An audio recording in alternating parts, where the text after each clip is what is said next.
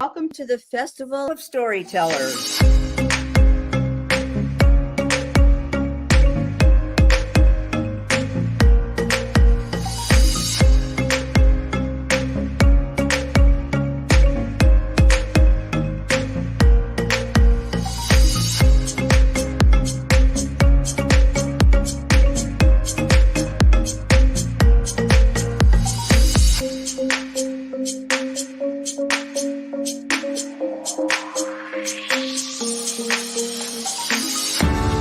I can't tell you how excited I am to be on right now. It's been a couple of weeks of excitement, getting prepared, and I've done a lot of things in my life, but this has got to be close to the top. Thank you, and Reader's Magnet, and thank you, John, for putting this forth and taking the chance on us authors in presenting this out to the world. I've enjoyed this immensely, Joanne. Ellie, so have I. Thank you for who you are, and thank you, Reader's Magnet. You all are beautiful, and you've worked so very hard, and we are blessed. We are. I thank everybody that's involved with this process, because we know writers need readers and writers need publishers. We thank Reader's Magnet and everybody that's involved. I love Reader's Magnet. They say, we share your stories with the world.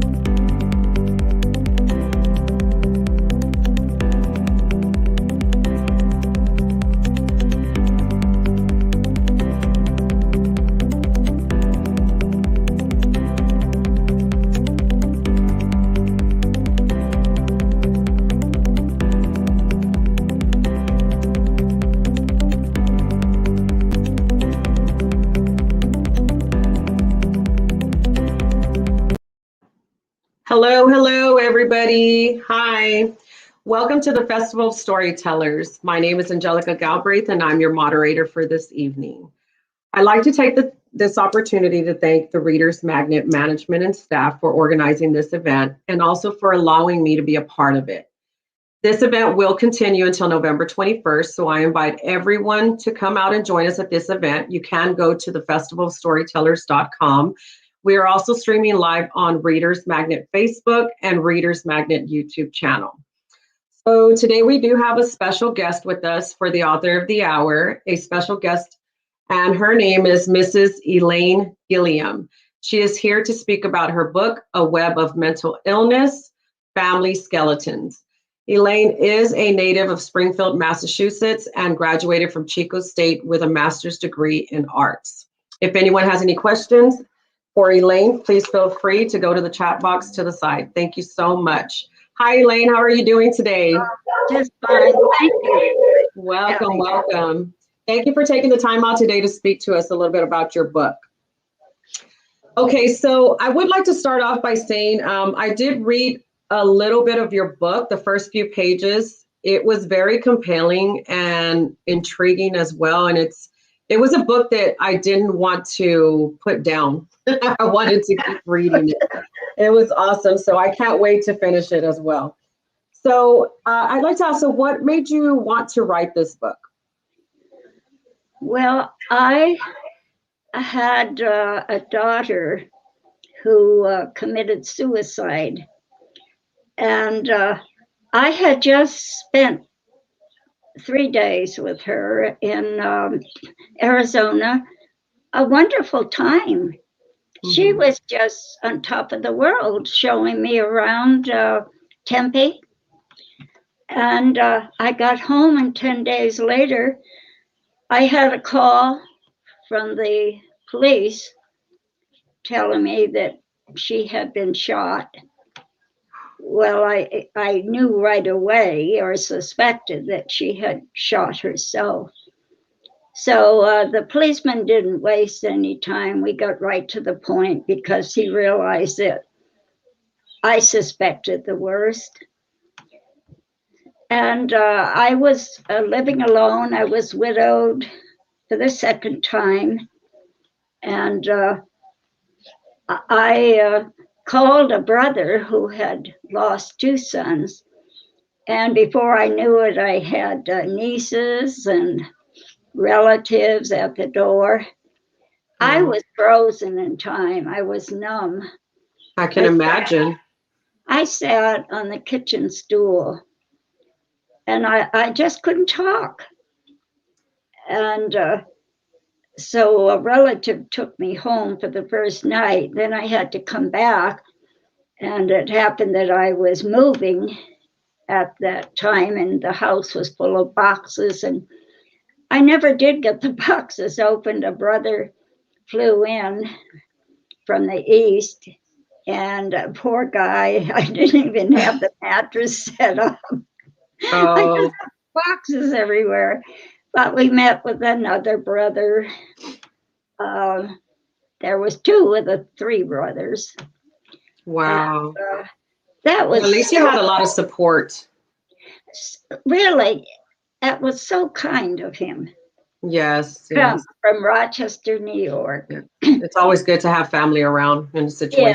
Yes. And I loved my brothers with all my heart. Oh. I just lost the eldest of three. I'm sorry.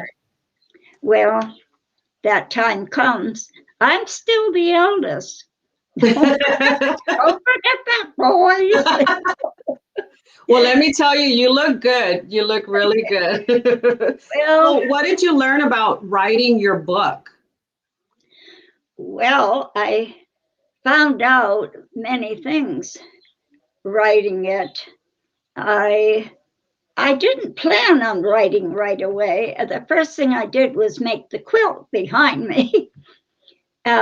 I called it my daughter, my son. My daughter was deceased by then, and my son was paranoid schizophrenia. His father, their father, had died years earlier of ALS. A long, painful, agonizing time for us. And I was responsible for these four children, and two very young. They never knew their father, never would remember him. But I made the quilt and I titled it My Son, My Daughter. And I thought I would write a book about it. A dear friend of mine took me to a scrapbooking class, and that was very healing. I have a beautiful book of my daughter. Wow, that's awesome. It was really elegant. And the sad thing is, there's no one to leave it to. My children are quite spread out. I have two military families. But I went on from the scrapbook. I went to the quilt. And then years later, I started writing. And it just flowed. It just came out early. That's good. That's good. Yes. Wow. So where is your son today? My ill son is in San Diego. He has SSI because he was military briefly. And he spends his time on the streets, really.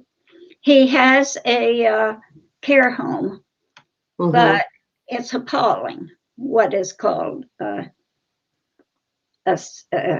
care home. He gets food, maybe a sandwich. I hear that he's lost his teeth and he lives on peanut butter. So I mail him peanut butter.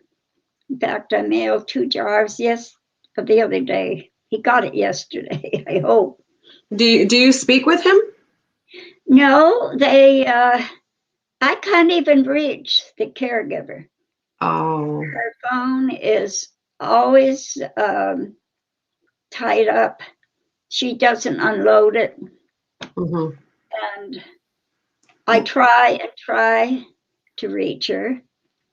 I don't know if her mother is still alive. Her elderly mother in her 90s took care of the children for a long time because she's not well. Oh, wow. But this is what our government pays people to do. Uh, that's another story. Don't get me Yes. started on that. Better not. So what do you think about expanding your book? Would you like to expand it? Yes, definitely. As I was writing, I became aware of more mental illness on my mother's side. I have a cousin who committed suicide. I have a cousin who died in the streets of San Diego. I have an uncle, my mother's brother, who spent years in a hospital way back when they were grueling. He had electric shocks, 24. Oh, no. I would never want my son in that kind of a situation. I'd rather have him thinking that he's making choices, that he's Right. doing well on his own. And Right.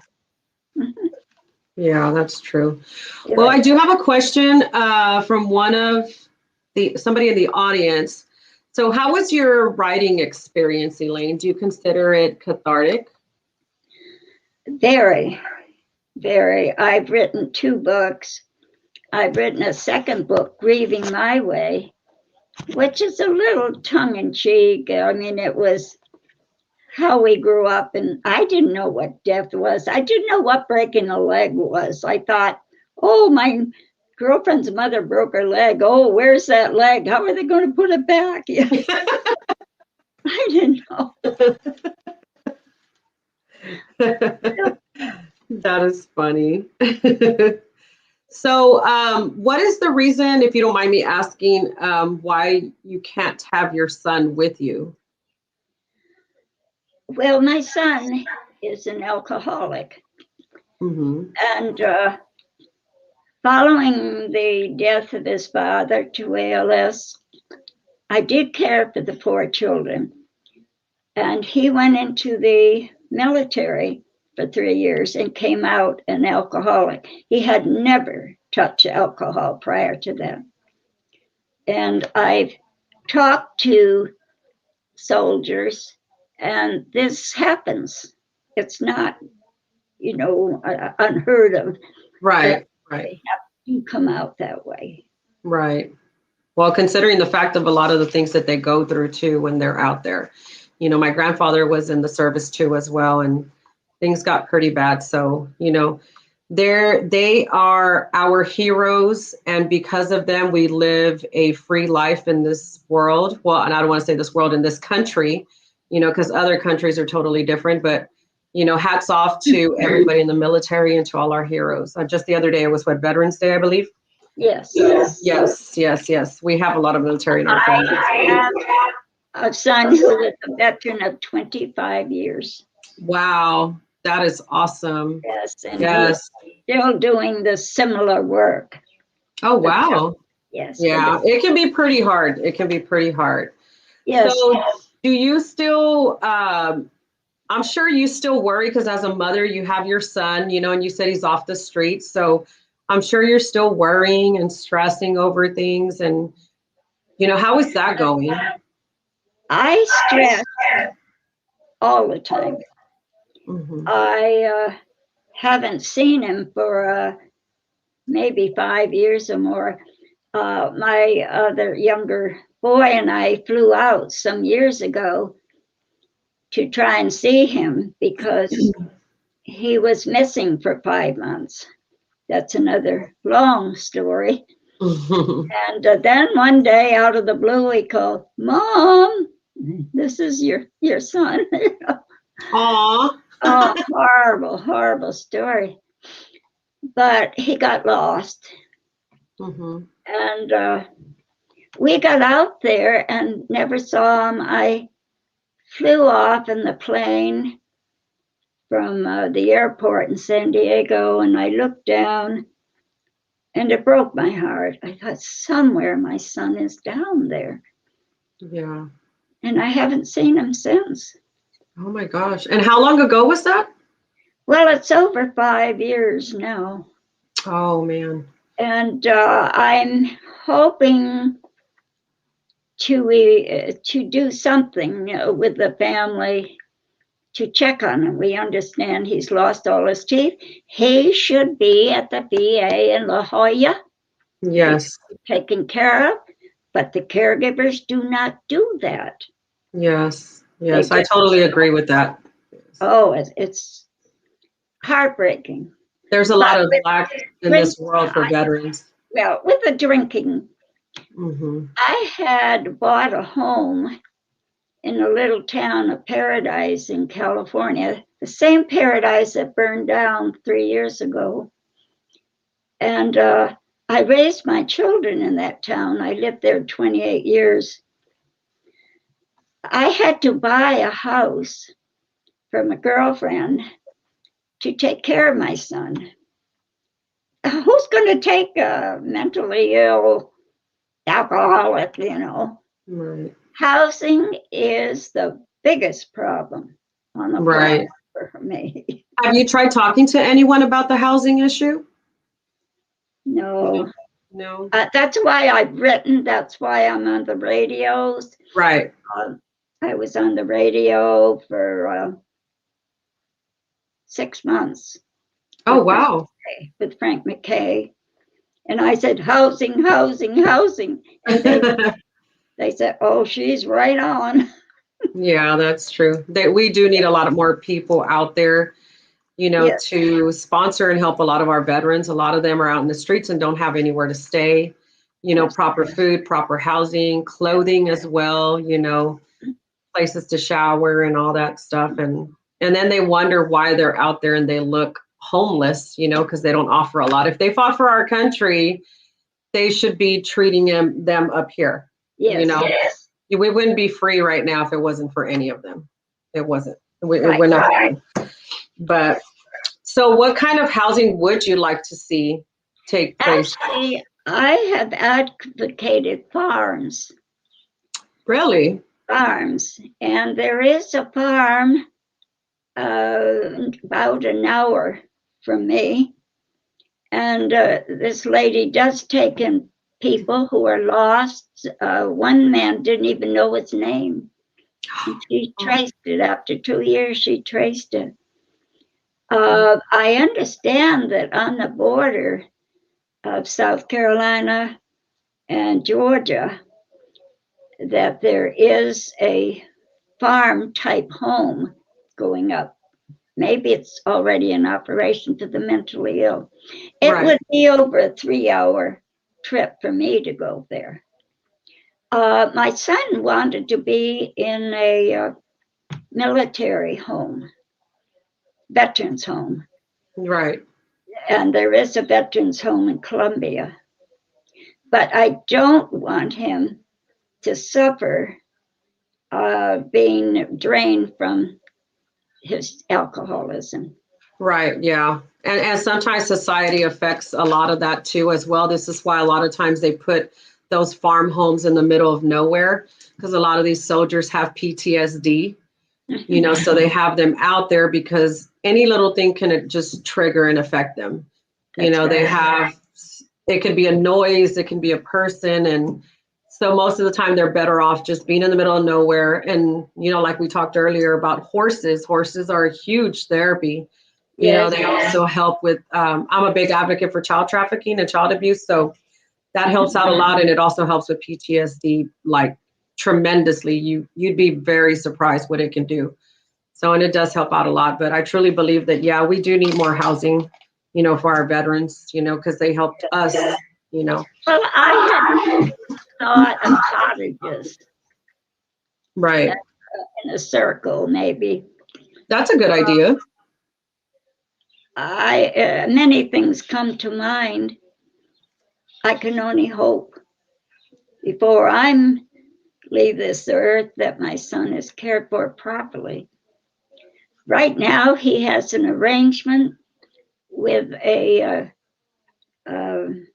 it's a restaurant in Chula Vista, and he brings the man's garbage out. And in turn for taking care of the garbage, he's allowed to sit there and collect money. Nice. That's nice. Well, you know where the money goes. Yeah. Uh, So about your book title, it's pretty interesting. How did you come up with that title? well, the first title and the title of the quilt was My Son, My Daughter. Well, I have a very, very artistic photographer here in town, and we were mulling over the names, and she came up with some of it. And then I said, oh, a web of mental illness. And it is a web. Yes, it is. Family It is a real Skeletons. web. And I also don't your know. book cover. Your book cover as well. I have a paper right here. This Yeah. book cover. I really like it. Yes. Did you come up with that idea? No. No? That was another company. That is nice. It's Yes, it is. Excellent. yeah, yes. Goes with the title as well. So Yeah. are you writing a second book, another book as well? Or another edition? Well, the second book is Grieving My Way. Okay. And this goes back to my great grandmother in England, who lost her husband to one of the African wars. And she was left with two little girls. And a brother of hers in Northville, Minnesota, asked her to come to the United States. And of all places to have to go from England, Somerset, Manchester. And he raised them. He took care of the two little girls and of my grandmother. My grandmother married a handsome man in town. And, you know,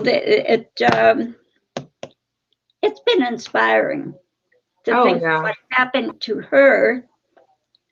And then another picture there is my grandmother, Melina. My daughter, Melina, is on there.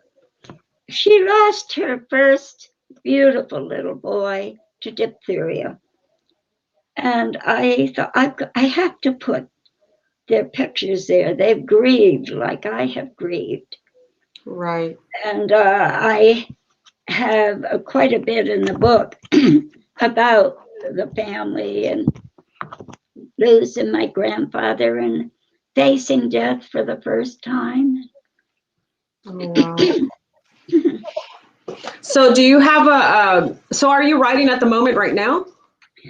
I have, excuse me, 2 books started. Excuse me. Wow, 2 books. You ain't wasting time. Well, I've been married 4 times, and I've heard people say, well, where do you find them? Well, it wasn't so much a matter, we found each other. And I wanted to write.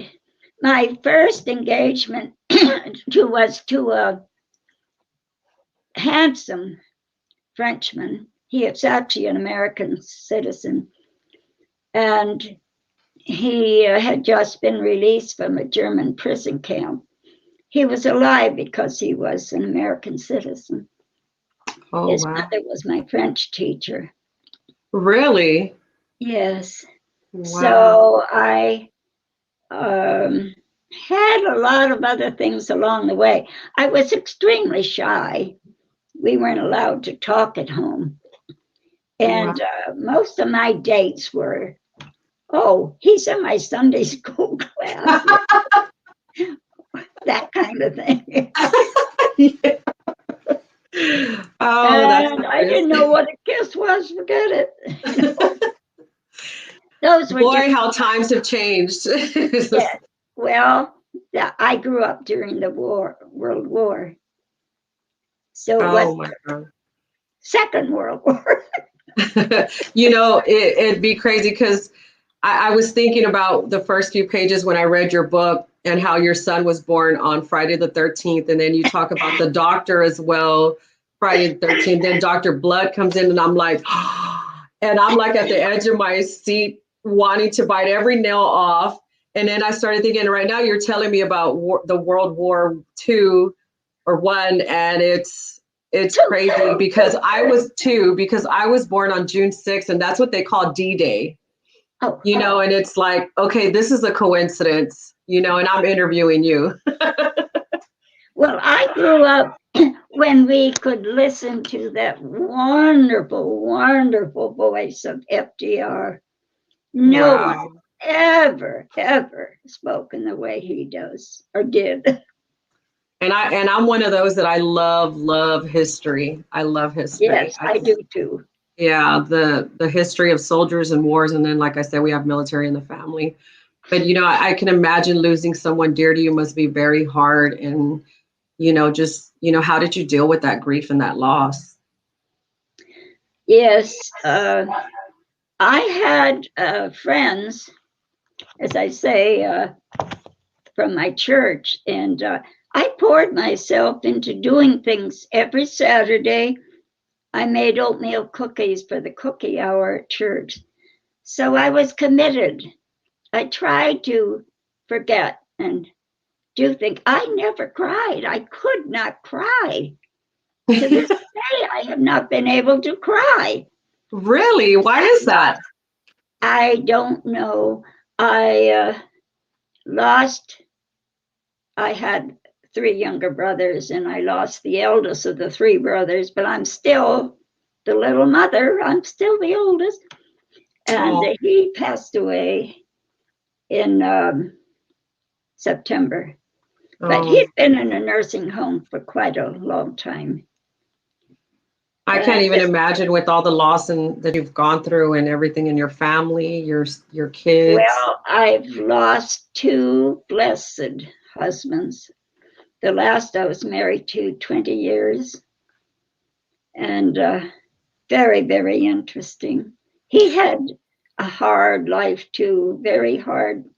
He never knew what it was to have a bedroom. Really? His mother was a widow. And when he met me, he realized I was a widow. And all his life, he had helped widows. Wow. And my goodness, he took 3 of the 4 children, took us into his house. He had just lost his wife, whom I knew. Mm-hmm. And big house. I don't know what to do with this big house. Well, I'll tell you what. I'll take over. And it survived the campfire. Wow. He built 2 houses. The one next door burned to the ground. Oh, no. Excuse me. Elaine, I think I can sit down and just hear your stories all day long. Thank you. I love to talk. Well, I love that. I think of the way I grew up and the stories, how different it was. Oh, definitely. Absolutely. It's totally different. We entertained ourselves. My 3 brothers and I would take our sleds and go to the dingle and spend the whole day. And in the summer, we'd be out front, doing, I don't know, green light, red light, I remember that. Yes, I remember that. Red Rover. We would even play with marbles. We had marbles. Yes. Marbles. No wonder we got to school. Yeah. Playing marbles. And come back with a whole bag. Oh, Yep, exactly. That's and what we we had did. a Ouija board, Oh my goodness, that's scary. my brothers and I. Oh, wow. So, also in your book, you wrote about ALS. Could you tell us a little bit about what that is? Yes, my first husband became ill after 14 years of marriage. Well, he was deceased by then. And it's Lou Gehrig's disease is an easier way to say it. I don't know if I can say this right. Amyotrophic lateral sclerosis. Medical terminology. No, it's really Lou Gehrig's disease. Okay. And my children's father came down with it very suddenly. And he finally admitted, I could watch his hands. It started in his, the right hand and went up and then down the other hand. And then the legs gave and he'd fall. Now, I did not know when I married him that it was a family illness. It tends to be typical of Scandinavians, I believe. Wow, really? My husband was Norwegian. He had not told me that his mother died of it, a cousin in Norway, and I don't know how many others. But we had blood tests, and I don't carry it. My children do not carry it. Oh, wow, that's good. But it's a terrible thing. I can put my imagine. husband in a nursing home, and my son would ride his bike over to see his father. And then there came a day which was hard for me because he said, I don't want to see the children again. I don't want you to bring the children. I don't want them to remember me like this. He couldn't move a thing. And he said, I can't even blow my nose. Oh, It's a horrible thing. And he wanted to be taken. He wanted to be allowed to die. But I remember the nurse saying, look, you have 4 children. You know, just hang on, hang on. Well, he died a few months later. I was called at 2 in the morning and I went over to take care of things. wow. But That's a heartbreaking. horrible way to go. Yes, horrible. Sorry to hear that. Mhm. So the day that your son was born on Friday the 13th and with Dr. Blood, so what did you think about that? You know, you were going into labor and then to find that out. Well, I had a nurse with me. I wanted to have the baby at home. And the first doctor that came, Dr. Lake, he said, oh, it's my birthday. I'm not going to stay. And then Dr. Blood came and he had been, this is in New Hampshire, and he had been governor of the state, I believe. Oh, Wonderful person. And he wasn't there long. wow. I was very lucky. Yeah, I think I would have been scared. I would. No, I just thought this is what my grandmother did. And Right. But I think just the fact of Friday the 13th and then you hear Dr. Oh. Blood, it's like, what? Well, my son blamed his illness on the fact that he was born on Friday the 13th. Really? Did he? He said, Mom, no wonder I'm like I am, you know. Friday It's Friday the 13th.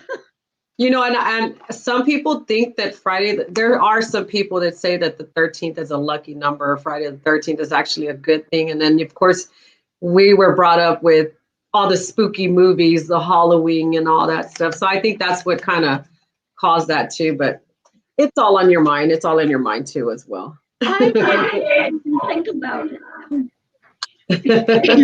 I didn't really think about it. So for all of you, Well, I was happy, thrilled. that is crazy. All of you out there who haven't ordered this book, or just, if you want to grab this book, go to Barnes and Noble, Amazon.com. This book, I believe, is amazing.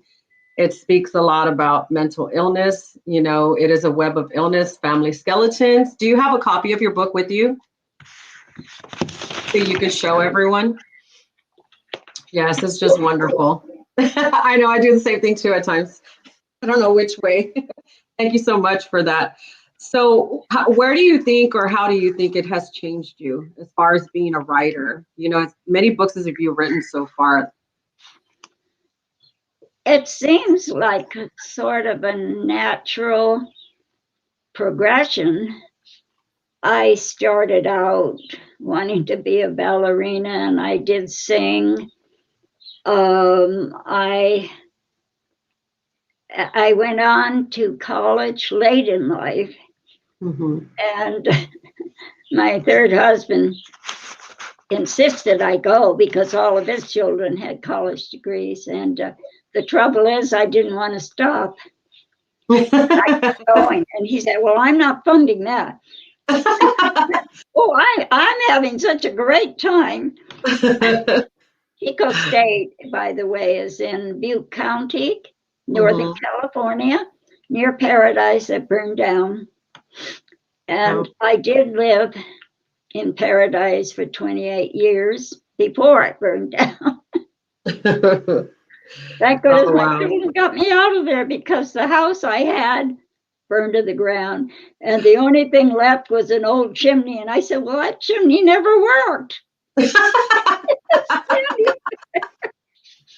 it was still there. That is crazy.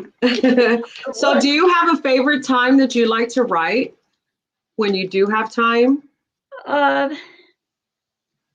During the daytime. They're getting up early. I'm an early bird. I always was. I always was the first up in the family. And I have 2 books started. And I don't know if I have them titled. Well, one was about religions, because I tried so many religions, I think 5, and you wouldn't believe what I got into. Oh boy. But they were all interesting, and I was interested in the founders and what they were, the differences, and it was an experience. I was always open to experiences. Wow. And then I want to write about the men in my life. Then you want to read my book. Okay. You'll like mine. That is crazy. So where do you find the time? Like, you're doing both at the same time, or it's just, are you focused on one? They had started, and I had started them, and unfortunately, my daughter just disapproves of my writing. It's unfortunate. Yeah. It's healing to me. Yeah. And as I write, I learn more things. Now, in writing about mental illness, I'm beginning to think about my mother, and we never had a diagnosis for her. So I was going to say, what's wrong with Ruth? What is wrong with that woman? My goodness. And her sister, I was with her sister when she was shortly before she died, and she said, "Oh, Ruth is crazy." She's talking about her sister, my mother. But I don't know a diagnosis. I have no idea. Wow. How can somebody be so crazy? So was there ever an instance in your life that you maybe thought of giving up, like you just wanted to stop and just, Yes, I was suicidal, and I would be studying in my room, doing homework in my room, and I would look at that window. I thought, well, if I jumped out there, what would happen? I thought I wouldn't kill myself. I would just disable myself. Mm-hmm. And my sister had the same things happen, considered suicide. We were both had a hard relationship with our parents. They just weren't there. Really? No. Can you tell us more about that? Well, mother married with the idea of becoming a, what would you call it, a socialite. Mm-hmm. She had ambitions to be a, she got her picture in the paper all the time. I think, mother lives to get her picture in that paper. And if she put anything in the paper about me, it was all wrong. She never asked me. She just did it. And everything was wrong. But oh my, you would open that paper, mother'd be there. Really? So she must have been well known. Well known, I think, for the wrong reasons. Right, In those right. days, a mother was at home taking care of a large family. Right. Everything was so different. Unfortunately for me, I had to work swing shift for many years, 5, 6 years. And I didn't have that choice until my husband died and welfare presented themselves to me in Santa Clara, California, and they put me through 2 years of college. I got my AA degree, was on the dean's list. And Dean's list. Wow. I didn't know I had it in me. I was not, an honor student in high school. There were too many others had a great deal of support. You must have felt very proud. No support. No one even knew what I was taking. Oh, wow. So you must feel proud. I'm just happy. I'm self-satisfied. That's awesome. I loved it. That is so awesome. Mm-hmm. Well, so are there any other questions out there? I'm trying to see if anybody has any questions for you, because we can just keep talking and talking, me and you. Yes, I enjoy talking, Angela. I do. And especially when it's history, I'm all for it. I'm with you. My husband and I, during the with the being cornered at home, were studying the presidents. Oh, wow. The president. I love that. I need to teach from my Massachusetts, Yeah.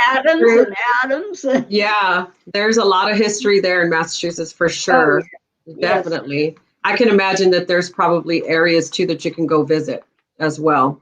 Oh, yes. I remember at 10 years old being taken to the Adams home. The Adams home. The Adams. Right. Only 10 years old. Wow. And these people took me. I just loved it.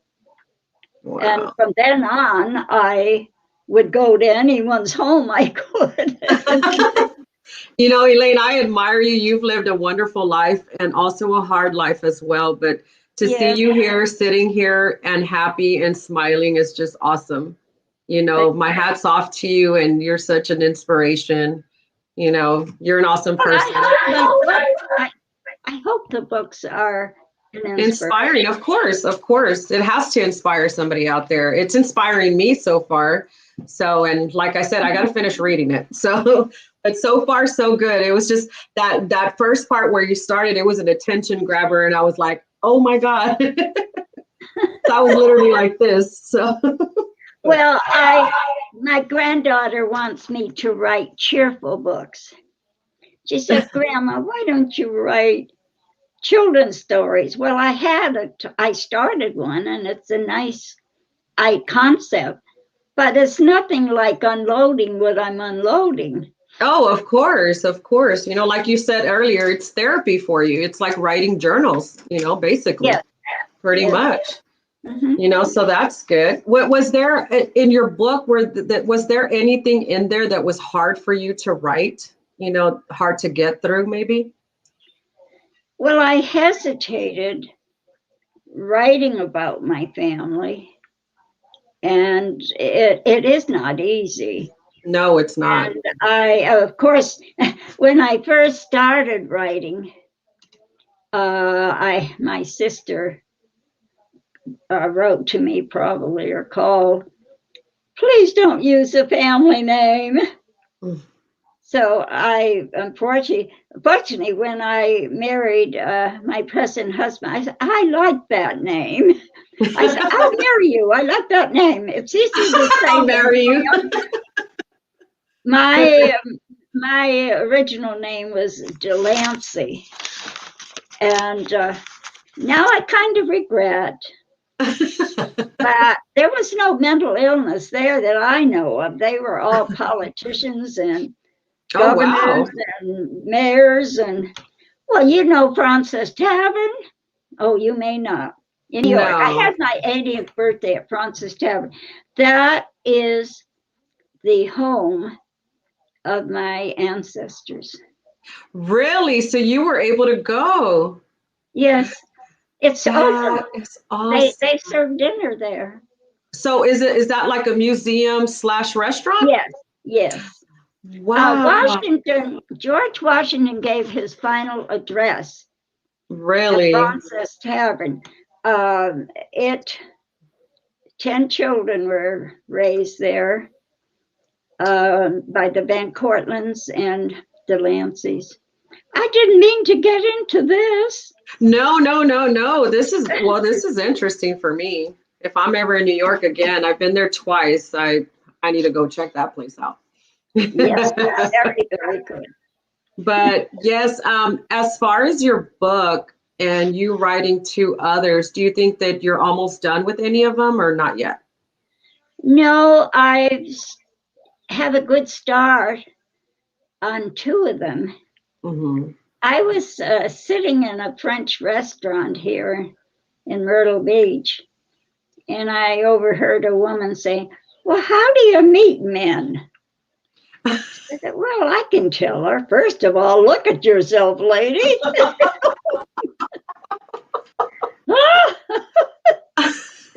Not to be unkind or judgmental, but anyway, I thought, yeah, I started writing. I said, yeah, I can tell her a few things.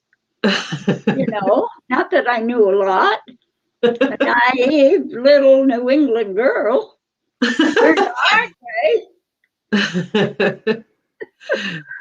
So have you ever been to New England?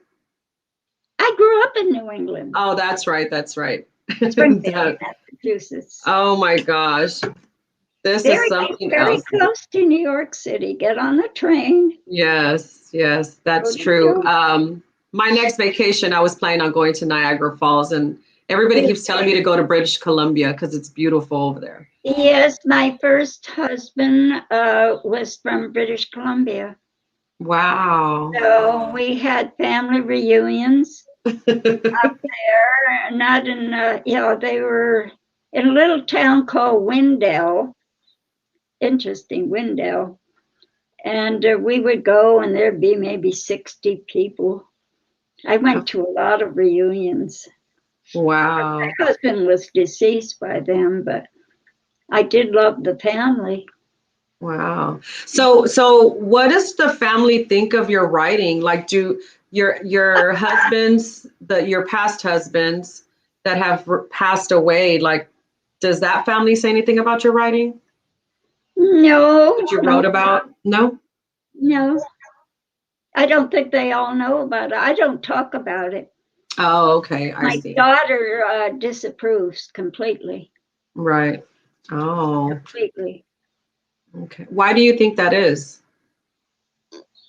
Well, a lot of things. Money. Time. I guess I should be sitting in my rocking chair and crocheting and knitting, and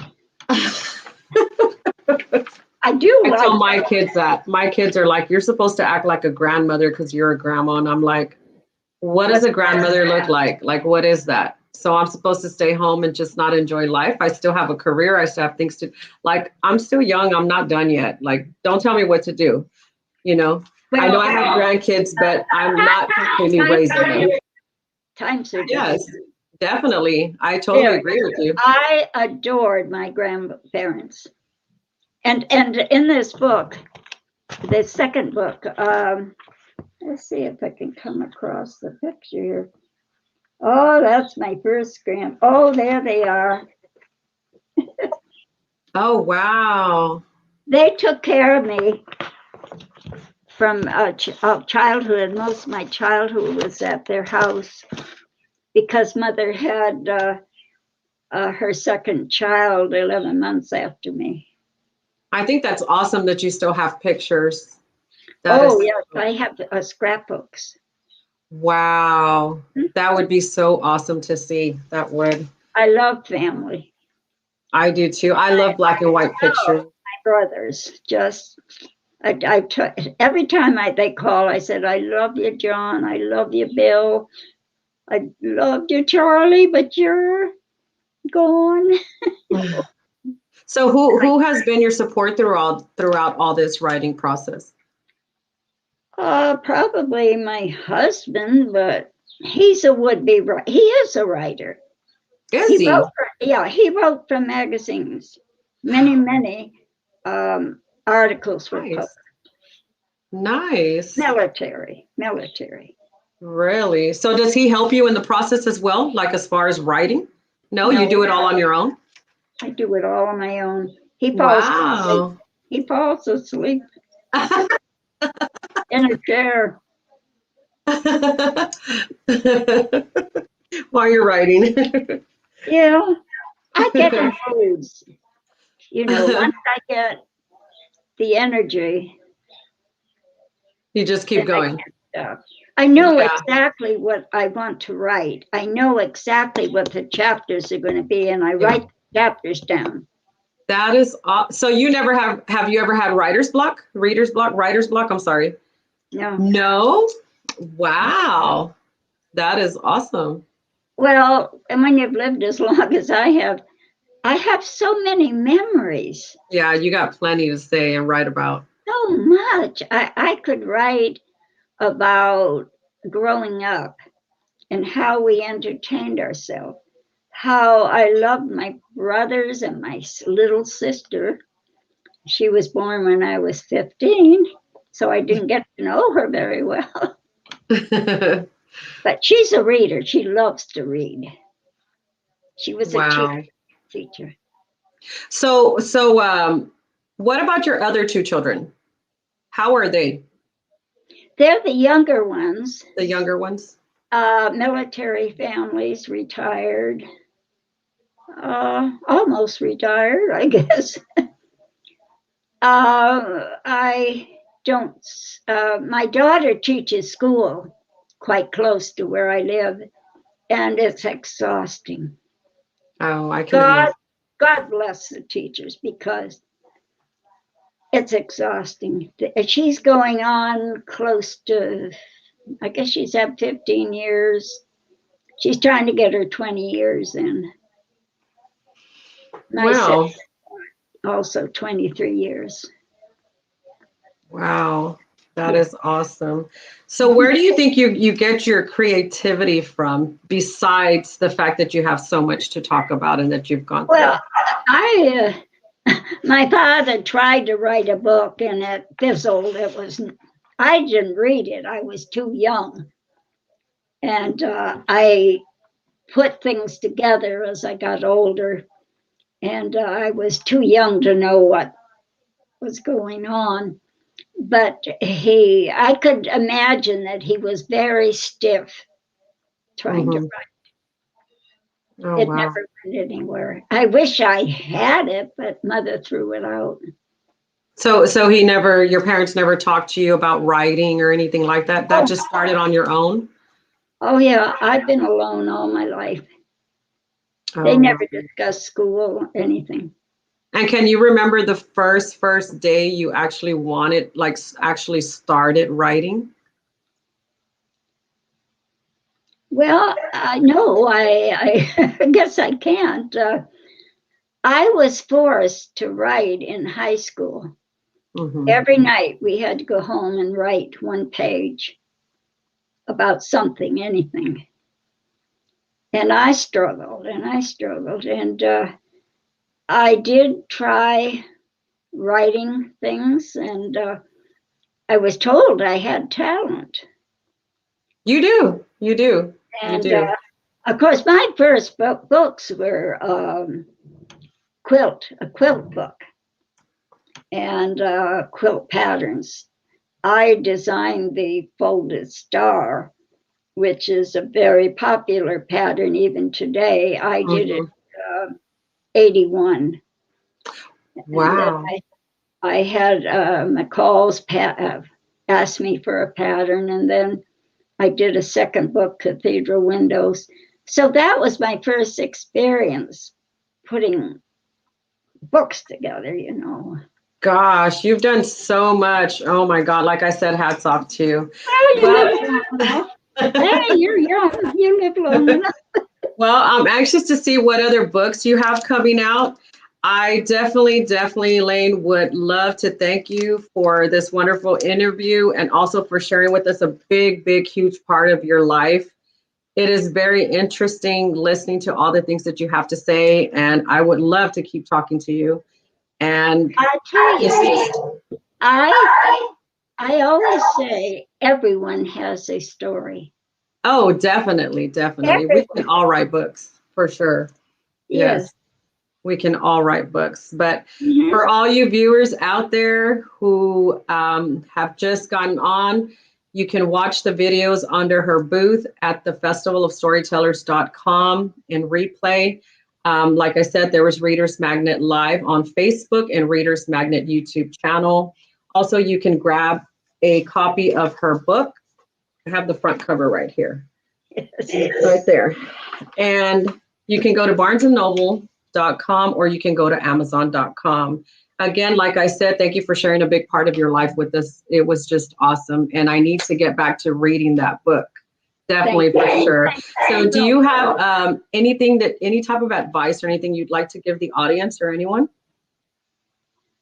Well, if you write, go ahead and write.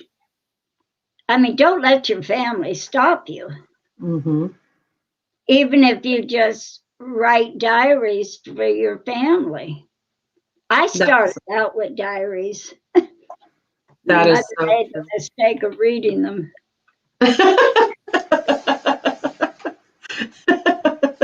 She got shocked. Did she? I can imagine that. No. No, you do what you love. Of course. Enjoy doing it. May go nowhere, but I'm not rich and famous. But at least you're enjoying it, you know. I love doing it. Yes, and that's what counts too, as well. Yes. And that quilt behind you is really nice. I like it. Thank you. You're welcome. It's only a small portion of it, and it's the history of my 2 sick children. Wow. And I love doing that's creativity right there. And you know, I take photographs and then I put them onto cloth, and so it's a lot of fun. It's a lot of fun. Well, thank you, Elaine, so much. Thank you. Hope everyone else out there can grab her book. Thank you so much. Thank you. Bye.